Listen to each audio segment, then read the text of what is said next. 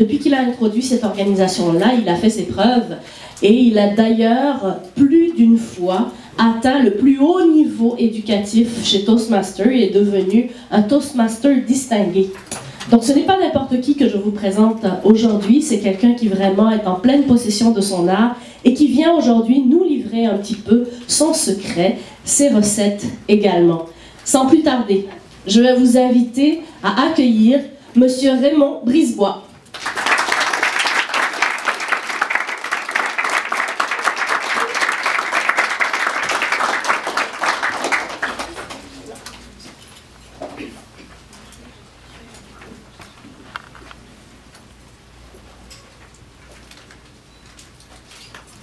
Il y a des travailleurs autonomes ici. Il y a des entrepreneurs, il y a des futurs entrepreneurs. Est-ce qu'il y en a qui travaillent de la maison? Quelques-uns? Moi aussi, je travaille de la maison. Et j'ai une confession à vous faire ce matin. Mon bureau, c'est la table de cuisine. Et, au grand désespoir de ma conjointe, c'est parfois en désordre. Des livres, des dossiers, des papiers, et ainsi de suite. Donc, pas parfois, souvent en désordre. Mais, je suis un homme de bonnes intentions. Alors, ce que j'ai fait, c'est que j'ai pris un petit papier ici, communément appelé post-it, et j'ai écrit, je me suis écrit une note. Demain, je fais le ménage de mon bureau. Et j'ai collé cette note juste à côté de mon ordinateur. Alors, chaque matin, je me lève, je vais aux toilettes, me prends un café, je m'installe devant mon ordinateur et je vois cette note juste à côté. Demain, je fais le ménage de mon bureau. Demain. Merci beaucoup, Géraldine, de cette très belle présentation. Merci, Maxime, aussi, de m'avoir invité à partager ma passion avec de jeunes entrepreneurs, de futurs entrepreneurs, mais surtout de gens qui ont pris la décision de vivre leur passion. Mais trop souvent, et c'est le titre de ma présentation, demain est la journée la plus occupée de la semaine. Parce que trop souvent, on est porté à pelleter par en avant nos projets, nos rêves, les appels importants qu'on a à faire à un client qui n'est pas satisfait ou à un fournisseur, un entretien qu'on a à avoir avec un employé. Demain est trop souvent la journée la plus occupée de la semaine, parce que je ne sais pas si vous êtes comme moi, mais longtemps et encore aujourd'hui, je dois combattre cette maladie vicieuse qui est la procrastination. Et ayant tout récemment atteint, qu'on pourrait appeler l'âge vénérable d'un demi-siècle, il y a quelques leçons que j'ai apprises et que j'aimerais partager bien humblement avec vous ce matin, qui, j'espère de tout cœur, vont vous aider à vous propulser vers l'avant. Je ne sais pas si j'ai bien entendu, mais il y a quelqu'un en début de rencontre qui disait « Aujourd'hui est le premier jour du reste de votre vie ». Bien, aujourd'hui, c'est vraiment le mot clé qu'il faut se souvenir de toute votre journée. De ne pas remettre à demain, mais penser aujourd'hui. Et parlant d'aujourd'hui, lorsqu'on veut combattre cette maladie vicieuse qui est la procrastination, l'important, la première clé, c'est d'accorder de la valeur à chaque journée. Même les lundis. Je suis sûr que dans votre entourage, il y a des gens qui ne vivent que pour les week-ends. Vous arrivez sur votre lieu de travail, pour ceux qui ont encore un travail, disons, traditionnel, et on parle de la température qu'il a fait le week-end dernier, et c'est pas grave, il va faire beau samedi prochain. Oui, mais aujourd'hui, et on oublie d'accorder de la valeur à chaque journée. Même le lundi, même le mardi, parce que chaque journée est votre vie en miniature. Dans le fond, une vie extraordinaire n'est ni plus ni moins qu'une série de journées bien vécues à fond, en vivant vos passions, bien sûr, en étant authentique. Et lorsqu'on assemble ces journées-là, une à une ensemble, bien, ça forme comme un beau collier de perles et c'est ce qui forme une vie extraordinaire. La façon que vous vivez vos vies, la façon que vous vivez vos journées, c'est ainsi que vous allez vivre votre vie. Et très souvent, les petits gestes sont importants. Vous allez passer une journée, je suis sûr que vous allez être d'accord avec moi, c'est déjà le cas. Ici, avec Maxime, aujourd'hui, vous allez passer une journée extraordinaire où vous allez venir chercher plein d'expériences, que ce soit par les interactions, par le réseautage, par l'enseignement que Maxime va vous transmettre. Mais il n'y a rien de bien compliqué. Il n'y a pas une grosse science qui est compliquée pour avoir du succès dans la vie, que ce soit comme entrepreneur ou ne serait-ce que comme être humain. Souvent, les petits gestes font une différence. Mais l'important, c'est d'accorder de la valeur à chaque journée. Et lorsqu'on parle de petits gestes, je vous présente cette dame. L'image aurait été encore plus puissante sur écran géant, mais son histoire est très puissante. Osceola McCarthy. Est-ce qu'il y en a qui la connaissent? C'est normal. Ce n'était pas une dame d'une très grande notoriété. Pas de mari, pas d'enfant, petite famille. Et elle a vécu très humblement toute sa vie. Elle allait à l'église le dimanche et allait avec ses amis prendre le thé pendant la semaine. Et pour gagner sa vie, ce qu'elle faisait, c'est qu'elle faisait la buanderie, faisait le lavage des gens de sa petite municipalité. Et tous les 10 sous au début, les 15 sous, les 25 sous, les dollars et ainsi de suite qu'elle accumulait, après avoir donné sa dîme à l'église, elle mettait tout ça à la banque. Pendant des années et des années. Et une bonne journée, alors qu'elle était rendue presque au bout de sa route, le gérant de banque, qui avait appris à la connaître, bien entendu, prend la peine de s'entretenir avec Osceola et lui demande, « Osceola, est-ce que tu sais combien tu as accumulé pendant toutes ces années? » J'en ai aucune idée, tu vas me le dire. Et Osceola, tu as accumulé près de 400 000 $. Ah, c'est bien. Alors, qu'est-ce que tu aimerais faire avec ça, Osceola? Alors, le gérant de banque a mis devant elle, sur le comptoir, différentes pièces de monnaie. Elle a dit, parfait, la première pièce de monnaie, ça s'en va à mon église. Les 2, 3 autres pièces, ça s'en va à mes neveux et nièces que j'aime beaucoup. Parfait. Alors, Osceola, qu'est-ce qu'on fait avec le reste?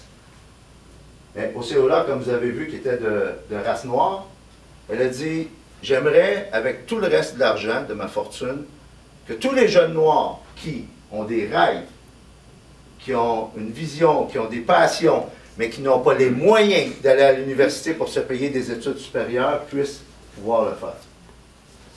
En ce moment, l'Université de Sud Mississippi a reçu le plus gros don individuel de son histoire, tout près d'1/4 de million. Ted Turner, le fondateur de CNN et le président à l'époque des Braves d'Atlanta, a vu ça, et il s'est dit, si une dame de cette condition peut faire ça, alors moi je vais donner 1 million. Elle a été reçue à Oprah, elle a reçu une médaille d'honneur du président Clinton à l'époque, et j'en passe. Les petits gestes. Alors, bien entendu, je ne sais pas pour vous, mais moi, je n'ai pas 1/4 de million à donner. Mais tous et chacun, on peut faire une différence. Et on n'a pas à attendre les grands accomplissements extraordinaires pour faire la différence dans la vie de quelqu'un. Nous ne sommes pas tous des Osceola McCarthy, mais votre projet, votre rêve, votre passion peut faire une différence en autant de ne pas attendre à demain. Et lorsque vous allez débuter, vous allez fort probablement débuter petit. Et j'aime beaucoup l'analogie avec un sou noir, qui est en voie de disparition ici au Canada, mais qui en passant encore cours légal. Faisons l'exercice ensemble. Si, Jonathan, aujourd'hui, je te donne un sou noir, et pendant les 30 prochains jours, à chaque journée, je double le sou noir. Combien ça va donner à la fin du mois? Va devenir millionnaire? On est près de la réalité, oui. Est-ce qu'il y a d'autres réponses? Alors, voici la mathématique. Et l'analogie se fait très bien avec quelqu'un qui part une entreprise. Regardez bien. Alors, la première journée, je lui donne 1 sou. La deuxième journée, 2, 4 sous. Au bout d'une dizaine de jours, il n'a que 5,12 $. Et là, comme beaucoup d'entrepreneurs, de travailleurs autonomes ou de gens qui démarrent un projet, il va arriver 2 choses. Soit que la personne va se décourager, va dire « ça ne marchera pas ». Ou, ce qui est presque sûr, c'est que la famille, les proches vont dire « je te l'avais dit ». Je te l'avais dit que ça ne marcherait pas. Alors, le 5 et 12, au bout d'une dizaine de jours, devient 10 et 24. Et au bout d'une vingtaine de jours, on est rendu à 5 000 $. Et vous ferez l'exercice à la maison avec une calculatrice, c'est puissant. On parle de croissance exponentielle. Ce qui est plus difficile lorsqu'on regarde un avion, c'est de la faire décoller. Bien, votre entreprise, votre projet, vos rêves, vos passions, c'est la même chose. Au début, les gens vont tenter de vous décourager. D'ailleurs, surtout si vous avez quitté ou si vous allez le faire dans les prochaines semaines, si vous quittez un emploi régulier, comme on dit, traditionnel, on va tenter de vous décourager. Et là, vous allez partir votre entreprise et on va vous dire « ça ne marchera pas ». Et au bout d'1 mois, 2 mois, 3 mois, on va vous dire « je te l'avais dit ». Les petits gestes font une différence. Les petits gestes, jour après jour après jour. Mais il faut commencer. Alors, vous avez sûrement déjà entendu parler de l'expression tel entrepreneur, tel millionnaire, telle personne connue dans le monde est parti de rien. C'est pas vrai. Il n'y a jamais personne qui part de rien. On part d'une idée, on part d'un petit quelque chose. Ne serait-ce qu'un sou. Mais c'est de continuer. Premièrement, c'est de commencer, mais c'est de continuer jour après jour après jour.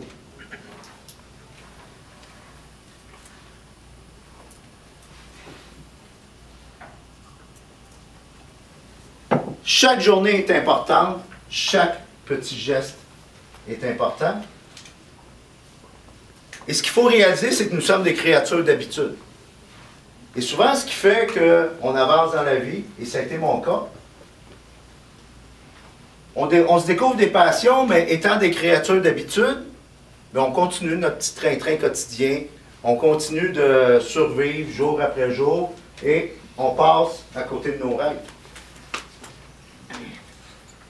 Les petits gestes comptent, et lorsqu'on accumule ces petits gestes-là, ce qu'on fait, c'est qu'on accumule des actions qui se convertissent en habitudes, qui par la suite se convertissent en un caractère. Et lorsqu'on sème un caractère, on récolte une destinée. Bonaventure, il sait tout. Hein? Je suis à l'arrière et c'est toujours lui qui donne les réponses. Effectivement. Mais avant de semer un geste, avant de semer une action, tout débute par une idée et plus précisément nos pensées. Alors, à quoi pensez-vous? Combien de pensées un être humain peut avoir par jour? Les recherches ont prouvé autour de 60 000. Et on ne s'en rend pas compte. Alors, lorsqu'il vient le temps de vouloir changer nos habitudes, parce que nous sommes des créatures d'habitude, lorsqu'on veut changer le cours de notre vie, il faut changer les habitudes, mais ça commence ici. Nos pensées sont très puissantes. D'ailleurs, nos pensées peuvent même, dans des cas très extrêmes, nous tuer ou tuer nos rêves. Dans le livre de Jack Canfield, Le succès selon Jack, il y a une histoire du docteur Daniel Heyman, qui est un auteur qui écrit des livres sur le cerveau. C'est un chercheur qui a fait toutes sortes de recherches sur nos pensées, sur la mécanique du cerveau. L'histoire de Nick Sitzman, qui est un homme qui était à l'époque sans histoire, un honnête travailleur en jeune âge, femme, enfant, des amis, maison, petite vie tranquille, avec de bonnes intentions, avec une bonne attitude. Il travaillait pour une compagnie ferroviaire et il était en charge de l'entretien des wagons réfrigérés. Et une journée, au travail, alors que le superviseur avait donné la permission à tout le monde de quitter plus tôt, accidentellement, il s'est retrouvé enfermé dans un wagon réfrigéré. Les lourdes portes barrées, verrouillées. Et là, connaissant les caractéristiques techniques de ce wagon réfrigéré-là, ben là, il a été pris de panique. Il avait beau crier, s'égosiller, frapper sur les parois du wagon, et rien n'y faisait. D'ailleurs, tout le monde était parti. Alors, il s'est mis à paniquer. Et sentant sa mort venir, il s'est accroupi par terre, il a sorti un petit canif et il s'est mis à graver ses dernières paroles sur le plancher de bois en disant à sa femme « Prends soin des enfants, je t'aime et je vais mourir frigorifié » et ainsi de suite. Le lendemain matin, lorsque tout le monde, ses collègues, sont revenus au boulot, ils ont ouvert les lourdes portes du wagon et Nick était décédé. L'autopsie a révélé qu'il est mort par hypothermie. Seul problème, le wagon était défectueux, il faisait 13 degrés Celsius dans le wagon. Alors, vos pensées ne vont pas nécessairement vous tuer. C'est un cas extrême. Mais vos pensées, depuis votre naissance, vous ont mené là où vous êtes présentement. Et vos pensées prochaines, à partir d'aujourd'hui, vont vous mener là où vous voulez aller. Des petits gestes, des petites habitudes. Et chaque journée est importante. Nos pensées sont importantes. Et lorsque je réalise ça, lorsque je réalise la valeur d'aujourd'hui, la valeur de chaque journée, et lorsque je prends le temps de réaliser que chaque petit geste peut compter, chaque petit geste peut changer le cours des choses. D'ailleurs, vous savez, aux États-Unis, on marche encore avec l'ancien système, ils n'ont pas adopté le système métrique, et ils sont en faire un an. Je ne sais pas si vous connaissez le concept 212 degrés. Prenez des notes et je vous encourage à aller sur Internet. Il y a un site Internet très inspirant sur le concept 212 degrés. Pourquoi? Parce que à 211 degrés, si vous prenez de l'eau, elle est juste chaude. Très chaude, on s'entend, mais un petit degré de plus, 212 degrés, et l'eau, elle bout. Et lorsque l'eau bout, produit de la vapeur. Avec la vapeur, on peut faire avancer une locomotive. Vince Lombardi, l'ancien coach de football, disait que les pouces gagnent les championnats.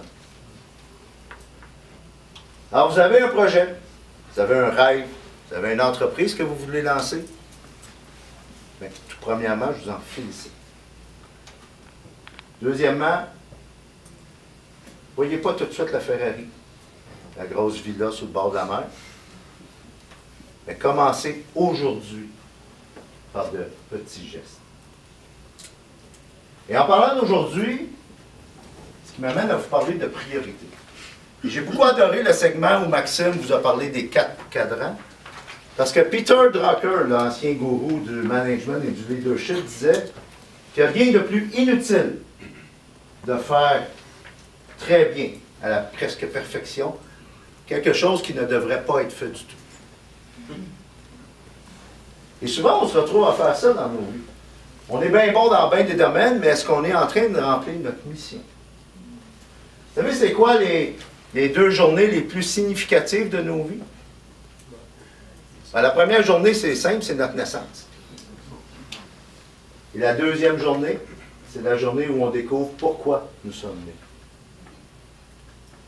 Alors, si chaque journée est importante, posez-vous la question, chaque jour, si vous faites ce pourquoi vous êtes né. Si vous avez décidé de démarrer une entreprise, quelles sont vos forces? Pourquoi êtes-vous utile à votre entreprise et concentrez-vous sur ce qui fait avancer vos rêves, votre projet, vos passions. On parle souvent de l'expression gestion de temps. Mais avant de parler de gestion de temps, il faudrait plutôt parler de gestion personnelle. Et dans le fond, c'est ça le leadership. Je vais vous proposer tantôt, vers la fin de ma présentation, des livres sur le leadership. Le leadership, premièrement, ce n'est pas une question de titre. Et le leadership ne sera pas réservé uniquement aux chefs d'entreprise ou aux chefs d'organisation qui seront ici, dans cette salle. Le leadership, ce n'est pas une question de titre, et le leadership commence par soi-même, avant de pouvoir influencer les autres. Et lorsqu'on parle de gestion de temps, bien, tout simplement, c'est de se gérer soi-même, gérer ses priorités. Et lorsqu'on les a définies, justement, ces priorités-là, lorsqu'on a réalisé que chaque journée est importante, la chose à faire chaque jour, c'est de manger sa grenouille. Quelqu'un connaît cette expression-là? Et on ne parle pas d'alimentation ici. Ryan Tracy, qui a écrit un livre très simple, très terre-à-terre, sur la gestion de soi-même. Je préfère utiliser cette expression-là que la gestion de temps. Et ce livre, oui, il a été traduit en français, je suis convaincu. C'est une vieille métaphore anglaise qui disait que si chaque matin, lorsque vous vous levez, si la première chose que vous faites en débutant votre journée, c'est de manger une grenouille, bien tout ce que vous allez manger par la suite sera assurément très bon. C'est logique. Alors, si chaque matin, lorsque vous débutez votre journée, vous vous attelez à téléphoner à ce client qui n'est pas satisfait, ou à rencontrer votre employé que, je ne sais pas, vous voulez intervenir auprès de cet employé-là, ou le fournisseur que vous avez une situation indifférente à régler. La grosse tâche qui vous repoussez de jour en jour, si le matin, première chose que vous faites en vous levant, pas Facebook, pas les emails, pas les réseaux sociaux, tout de suite, la tâche qui pourrait à la limite vous puer au nez. Bien, tout ce que vous allez faire par la suite sera assurément plus facile. Ça va créer un momentum. Et c'est même prouvé scientifiquement que vous attelez tout de suite à cette tâche-là, manger sa grenouille en début de journée, ça sécrète des endorphines. Cette fameuse hormone de plaisir que souvent on relie au sexe. On se sent bien, on se sent plus léger, et c'est plus facile par la suite. On surfe sur un momentum, c'est plus facile d'accomplir les autres tâches. Alors, définissez quelles sont vos priorités, ce pourquoi vous êtes né, ce pourquoi vous êtes utile dans votre entreprise, et par la suite, attaquez-vous à votre tâche.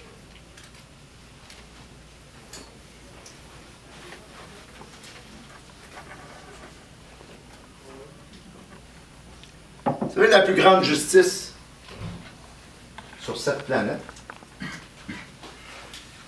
c'est quelque chose qu'on a en commun avec Bill Gates, avec Steve Jobs lorsqu'il était de ce monde, avec Barack Obama, avec tous les grands de ce monde. Le temps. Tous et chacun, on a 24 heures d'une journée, 168 heures dans une semaine. Et les grands de ce monde n'en ont pas plus. La seule différence, c'est comment ils choisissent leurs priorités. Quelle valeur ils accordent à chaque journée. Parce que souvent, et je suis le premier bien humblement à confesser que ça m'arrive, on remet à demain. On a le talent, on a peut-être même les ressources, on a la vision, on a le rêve, on a l'idée, mais on attend à demain. Alors, lorsqu'on a défini tout ça, vient ensuite les autres. Parce que toute seule, on ne peut tout accomplir. On a besoin des autres. Parce que le monde change. Et vous l'avez sûrement remarqué, le monde a changé de façon exponentielle plus vite dans les 5 dernières années qu'il avait changé dans les 40 années auparavant. Vous savez quoi? Dans la prochaine année, il va changer encore plus vite qu'il avait changé dans les 5 dernières années. Les superpuissances économiques ne sont plus les mêmes. Tout a changé sur la planète. que vous le vouliez ou non, que vous y soyez prêt ou non. Le monde va changer avec ou sans vous.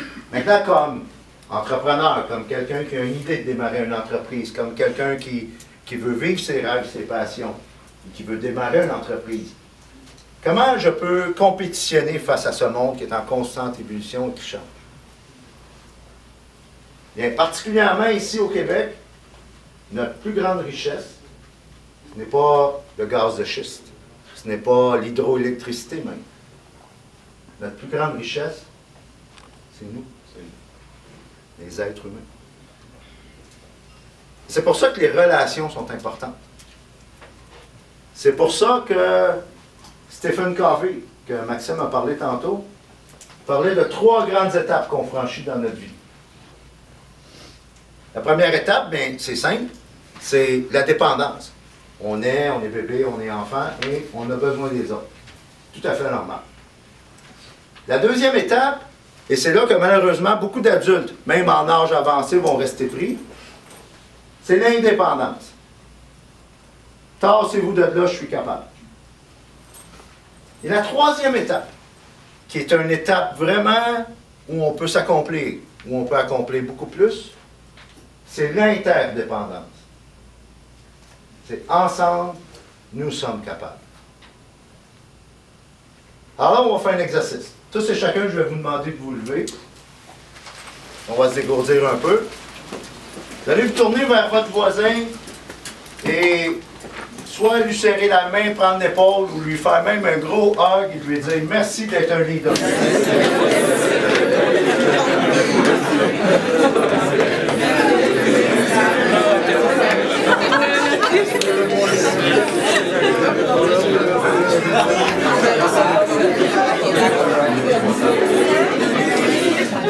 Merci, vous pouvez vous asseoir.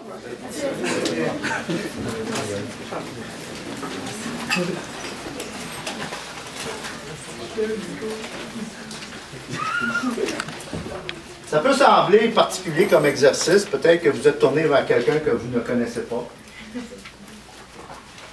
Mais ce qui est encore plus particulier, c'est qu'en 2013, en cette ère hyper technologique, en cette ère de médias sociaux, Facebook, Twitter et ainsi de suite, et juste pas me méprendre, ces outils-là sont utiles, ont leur utilité et peuvent vous aider à avancer votre entreprise.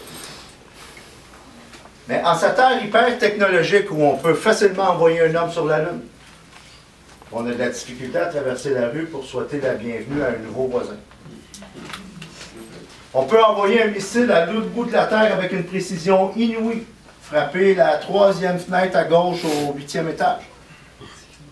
Mais on a de la difficulté à arriver à l'heure pour un rendez-vous avec nos enfants. On peut passer des heures et des heures à la maison à écouter toutes sortes d'insanités, toutes sortes de niaiseries à la télévision, mais on n'a pas 5 minutes à accorder à un enfant qui veut notre attention. Alors oui, le monde change. Oui, la technologie est là et elle peut nous aider, mais c'est un outil. Les gens sont importants. D'ailleurs, l'ancien auteur américain Mark Twain disait, lorsqu'on a une joie, la meilleure façon de faire multiplier cette joie-là, c'est de la partager. Les gens sont tellement importants, puis accorder de l'importance aux gens pourrait même vous sauver la vie, à la limite. Comme il est arrivé à un aventurier dans le Grand Nord canadien qui prenait une marche un après-midi et il s'est fait prendre assez loin de son camp de base dans un gros blizzard. Il a pris de panique, il s'est mis à marcher, il ne voyait pas, il ne voyait rien, il ne savait pas où il s'en allait. Il commençait à avoir froid. Et pensant à sa fin arrivée, il a trébuché sur quelqu'un qui semblait être un corps mort enseveli sous la neige. Et là, pris de cas de conscience, qu'est-ce que je fais? Je lutte pour ma peau et je continue à essayer de trouver le camp de base où je m'arrête pour voir cet homme-là est peut-être déjà mort, je ne sais pas où je... Et il a décidé de s'agenouiller, enlever ses gants et commencer à déterrer l'homme qui était enseveli sous la neige et à le masser pour voir s'il ne pouvait pas le réanimer. Et par miracle, il a réussi à réanimer cet homme. Et ils se sont aidés un l'autre pour, après quelque temps, retrouver le camp de base. Évidemment, ils ont souffert d'hypothermie sévère, mais il a été prouvé par les médecins le lendemain que cet homme-là s'était sauvé la vie en sauvant la vie de l'homme qui était enseveli, juste en se réchauffant et en élevant de façon très significative la température de son frère. Les gens sont importants. Et je sais que ça va représenter un défi pour certains. Et c'est normal parce qu'on est humain. Et à la blague, je dis souvent, c'est un défaut de fabrication de notre Créateur. Parce que le nombril, au lieu d'avoir installé ici, selon moi, il aurait dû être installé ici. Alors, au lieu de se regarder le nombril, notre regard serait porté sur les autres. Et, vous savez, pour ceux qui, parce que nous sommes tous dans la vente, peu importe le domaine que vous allez travailler, il a été prouvé, on a fait une étude aux États-Unis, on a pris un échantillonnage d'environ 2000 vendeurs de tous les domaines. Automobile, immobilier, assurance, services financiers, ainsi de suite. Et on a fait des tests psychologiques parmi ces vendeurs-là, les 2000 vendeurs qui étaient les meilleurs de leur profession. Et il a été déterminé, une statistique très surprenante, que la très grande majorité de ces vendeurs-là, élites, étaient introvertis. Pourquoi? Parce que ces gens-là n'étaient pas portés à juste parler, mais à écouter. Des présentations devant 1, 2, 3, 4, des fois plus de personnes, lorsque votre entreprise va croître. L'organisation de leadership et de communication par excellence, qui existe depuis 1924, dans 116 pays, 12 000 clubs à travers le monde, donc plus de 300 000 membres.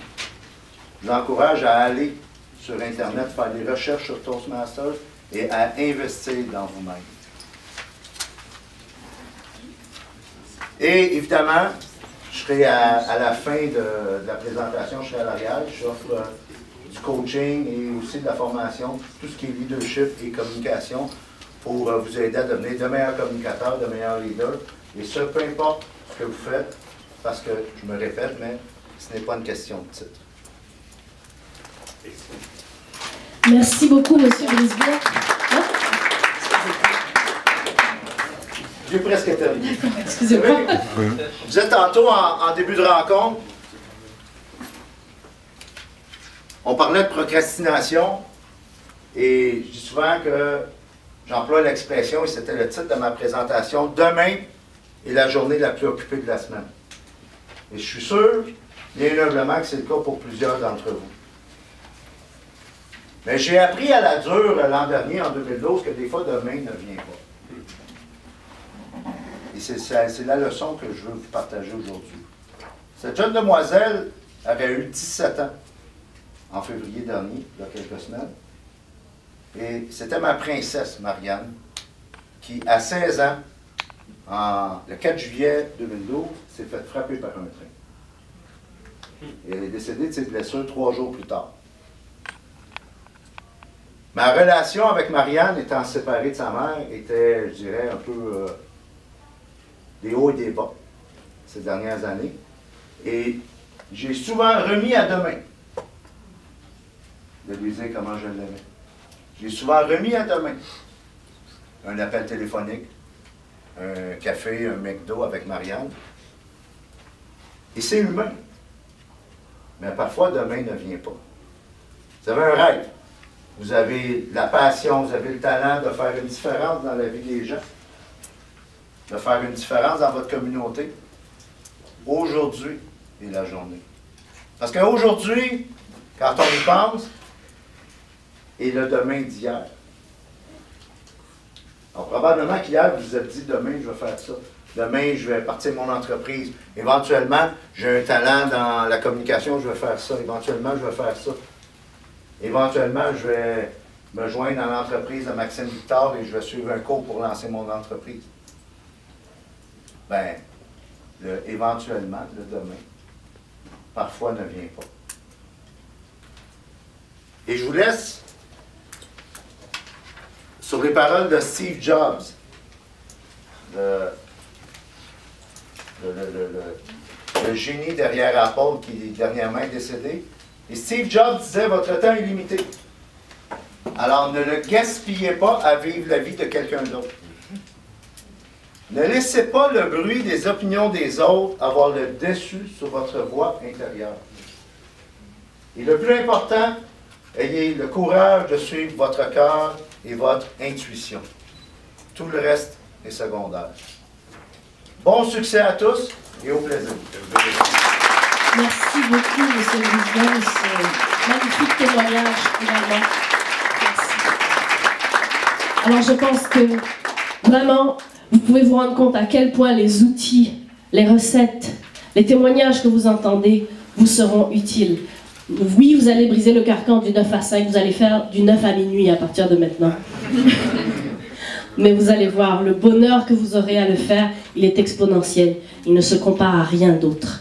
Et j'en suis la preuve vivante. Alors, sans plus tarder, nous allons aller à la pause, parce que ça nous prend de l'énergie pour continuer plus tard. Hein. Il faut que le niveau soit toujours à 10, comme Maxime l'a demandé.